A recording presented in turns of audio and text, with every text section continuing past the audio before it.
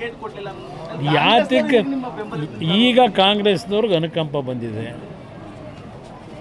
ಈಗ ಬಂದಿದೆ ದೇವೇಗೌಡರ ಬಗ್ಗೆ ಯಾವ್ಯಾವ ಥರ ನಡೆಸ್ಕೊಂಡಿದ್ದಾರೆ. ಅವರ 70 ವರ್ಷದ ರಾಜಕೀಯ ಜೀವನದಲ್ಲಿ ದೇವೇಗೌಡರನ್ನ ಎಲ್ಲ ನಮಗೆ ಗೊತ್ತಿರ್ತಕ್ಕಂಥದ್ದು. ನಾನು ಅದರ ಬಗ್ಗೆ ಚರ್ಚೆ ಮಾಡಲಿಕ್ಕೆ ಹೋಗಲ್ಲ. ಇವತ್ತು ಅವರಿಗೆ ಅವರ ಉದ್ದೇಶ ದೇವೇಗೌಡರ ಬಗ್ಗೆ ಅನುಕಂಪ ತೋರಿಸಿರೋದು. ಇವತ್ತು ಯಾವೊಂದು BJP JDSನ ಮೈತ್ರಿ ಇದೆ, ಈ ಮೈತ್ರಿ ಅವರಿಗೆ ಎಲ್ಲ ಒಂದು ಕಡೆ ಅಳಕಿದೆ. ಮುಂದಿನ ಚುನಾವಣೆ ಏನಾಗುತ್ತೆ ಅಂತಕ್ಕಂಥದ್ದು ಗೊತ್ತಿದೆ ಅವರಿಗೆ.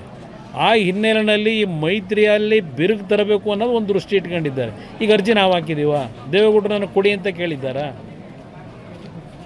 ಅದು ಯಾವುದೋ ನಮಗೆ ಸಂಬಂಧ ಇಲ್ಲದೆ ಇರೋದು. ಅವ್ರ ಪಕ್ಷದ 60 ಜನ ಶಾಸಕರಿದ್ದಾರೆ. ನಾವು ಕೊಡಿ ಅಂತ ಕೇಳಿದರೆ ಸಾರ್ವಜನಿಕವಾಗಿ ಯಾವ ರೀತಿ ದೇವೇಗೌಡರ ಬಗ್ಗೆ ಪ್ರತಿಕ್ರಿಯೆ ಬರ್ಬೋದು. ಇವತ್ತು ಕೆಲವರು ಚರ್ಚೆ ಮಾಡ್ಬೋದು, ಅಯ್ಯೋ ದೇವೇಗೌಡರು ಇದ್ದಿದ್ದರೆ ಅಲ್ಲಿ ಧ್ವನಿ ಎತ್ತವರು ಅಂತೇಳಿ, ಅದು ಬೇರೆ ವಿಷಯ. ಅವರು ಅಧಿಕಾರದಲ್ಲಿ ಇರಲಿ ಇಲ್ಲದೆ ಹೋಗಲಿ, ಧ್ವನಿ ಎತ್ತಿರ್ತಕ್ಕಂಥದ್ದು ಹಲವಾರು ಉದಾಹರಣೆ ಕೊಡಬಲ್ಲೆ. ಇವತ್ತು ಒಂದು ಉದಾಹರಣೆ ಕೊಡ್ತೀನಿ ನಿಮಗೆ. 1989 2 ಕಡೆ ದೇವೇಗೌಡರು ಸೋತರು. ಅವ್ರ ಪಕ್ಷಕ್ಕೆ ಬಂದಿದ್ದು ಕೇವಲ 2 ಸೀಟು. ಆ ಸಂದರ್ಭದಲ್ಲಿ ಅವತ್ತಿನ ಕಾಂಗ್ರೆಸ್ ಸರ್ಕಾರ ಇಲ್ಲಿ ತೆಗೆದುಕೊಂಡಂಥ ನಿರ್ಧಾರ, ನಮ್ಮ ಕಾವೇರಿ ಜಲನಯದ ನೀರನ್ನು ನಾವು ಉಪಯೋಗ ಮಾಡ್ತಕ್ಕಂಥದ್ರಲ್ಲಿ ತಮಿಳುನಾಡಿಗೂ ನಮಗೂ ಏನು ಘರ್ಷಣೆ ಇತ್ತು. 89ರಲ್ಲಿ ಅವತ್ತಿನ ನಮ್ಮ ರಾಜ್ಯ ಸರ್ಕಾರ ಉದ್ದಟತನ ಏನು ತೋರಿಸಿದ್ರು.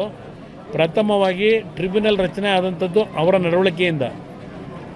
ಆಗ ಹಲವಾರು ರೀತಿಯಲ್ಲಿ ತಮಿಳುನಾಡಿನಲ್ಲಿ ಏನು ಒಂದು ಅವ್ರಿಗೆ ಬೇಕಾದಂಥ ರೀತಿಯಲ್ಲಿ ಒಂದು ನೀರನ್ನು ಬಳಕೆ ಮಾಡ್ಕೊಳ್ಳಿಕ್ಕೆ ಹೊರಟರು.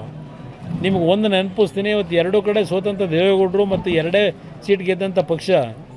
ಆ ಸಂದರ್ಭದಲ್ಲಿ ಇಲ್ಲಿ ಬಹುಶಃ ನಮ್ಮ ಜೊತೆಲಿ ಈಗಿಲ್ಲ, ನಮ್ಮ ಯಾರಪ್ಪ ನಮ್ಮ ಲೀಡ್ರ್ ಇದ್ನಲ್ಲ, ಅಲ್ಲ ನಾನು ಬಂದಲ್ಲ ಮೈಸೂರು ಆಫೀಸಿಂದ ದುಡ್ಡು ತಗೊಂಬಂದಲ್ಲಪ್ಪ ಲಾರಿ ಕೊಡೋಕ್ಕೆ ಬಸ್ಗಳಿಗೆ, ಶಿವಾನಂದ್ ನಮ್ಮ ಬುದ್ನೂರು, ಅವರ ಮನೆಯಲ್ಲಿ ದೇವೇಗೌಡರು ಒಂದು ಮೀಟಿಂಗ್ ಕರೆದು ಅವತ್ತಿನ ಒಂದು ಸಂದರ್ಭದಲ್ಲಿ ನಮ್ಮ ಜನಕ್ಕೆ ಆಗ್ತಿರ್ತಕ್ಕಂಥ ಅನ್ಯಾಯಕ್ಕೆ ಅವ್ರು ಏನು ಯಾವುದೇ ಜನ ಸೋಲಿಸಿದ್ರು ಜನಗಳ ಪರವಾಗಿ ಧ್ವನಿ ಎತ್ತಿದ್ರು. ಮೈಸೂರಿನಲ್ಲಿ ಮೈದಾನದಲ್ಲಿ, ಮಹಾರಾಜ ಮೈದಾನದಲ್ಲಿ 2 ಲಕ್ಷ ಜನ ಸೇರಿಸಿ ಒಂದು ಸಭೆ ಆಯಿತು.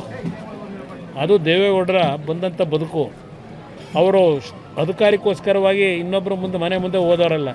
ಪ್ರಧಾನಮಂತ್ರಿ ಅಂತ ಸ್ಥಾನನೇ 5 ವರ್ಷ ಉಳಿಸ್ಕೊಳ್ಳೋಕೆ ಅವಕಾಶ ಇದ್ದಿದ್ದನ್ನು ಸ್ವಾಭಿಮಾನಕ್ಕೆ ಧಕ್ಕೆ ಆದರೆ 1 ನಿಮಿಷ ಇಲ್ಲಿರಲ್ಲ ಅಂತ ಬಂದಂಥವ್ರು.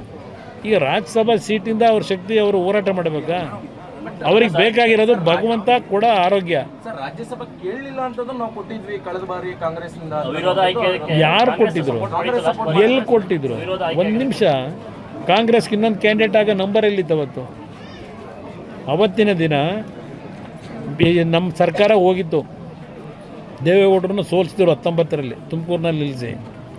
ಆ ಸಂದರ್ಭದಲ್ಲಿ 4 ರಾಜ್ಯಸಭಾ ಸ್ಥಾನಕ್ಕೇನು ಚುನಾವಣೆ ಆಯಿತು. ಅವತ್ತು BJPನಲ್ಲೂ ಇನ್ನೊಂದು ಅಭ್ಯರ್ಥಿಗೆ ನಂಬರ್ ಇರಲಿಲ್ಲ, ಕಾಂಗ್ರೆಸ್ನಲ್ಲೂ ನಂಬರ್ ಇರಲಿಲ್ಲ. ಅಲ್ಲಿ ಇನ್ನೊಬ್ಬ ಅಭ್ಯರ್ಥಿ ನಿಲ್ಲ ಪ್ರಶ್ನೆನೇ ಇರಲಿಲ್ಲ. ಇದೇ ಯಡಿಯೂರಪ್ಪನವರು ಅವ್ರ ಮುಖ್ಯಮಂತ್ರಿ ಏನಾಗಿದ್ದರು, ನಾನು ಅಧಿಕಾರ ಹೇಳಿದು, ಅವರೇ ಫೋನ್ ಮಾಡಿ ನನಗೆ ಹೇಳಿದ್ರು, ನೋಡಿ ನಾವು ಅಭ್ಯರ್ಥಿ ಆಗ್ತಾಯಿಲ್ಲ BJPಯಿಂದ, ದೊಡ್ಡವ್ರಿಗೆ ಈ ಥರ ಏನಾಗಿದೆ ತುಮಕೂರಿನಲ್ಲಿ, ಅವ್ರು ರಾಜ್ಯಸಭಾದಲ್ಲಿ ಇದ್ದರೂ ಒಳ್ಳೆಯದು ಅಂತ ಹೇಳಿ ನಾವು ಅಭ್ಯರ್ಥಿ ಆಗ್ತಿಲ್ಲ, ನೀವು ಚುನಾವಣೆ ನಿಲ್ಲಿಸ್ಕೊಳ್ಳಿ ಅಂತಕ್ಕಂಥದ್ದನ್ನು ಅವರೂ ಹೇಳಿದ್ರು. ದೇವೇಗೌಡರಾಗ ಒಪ್ಪಿರಲಿಲ್ಲ. ನಾನೇ ದೇವೇಗೌಡರಿಗೆ ಬಲವಂತವಾಗಿ ನೀವಲ್ಲಿರಬೇಕು ಅಂತ ಹೇಳಿ ಅವತ್ತಿನ ಪರಿಸ್ಥಿತಿನಲ್ಲಿ ಅವ್ರಿಗೇನು ಅವಕಾಶ ಇತ್ತು, ಆ ಅವಕಾಶ ಅವತ್ತು ಬಂದಿದೆಯೇ ಹೊರತು ಇವರು ಬೆಂಬಲ ಕೊಟ್ಟು ಬಂದಂಥದ್ದು.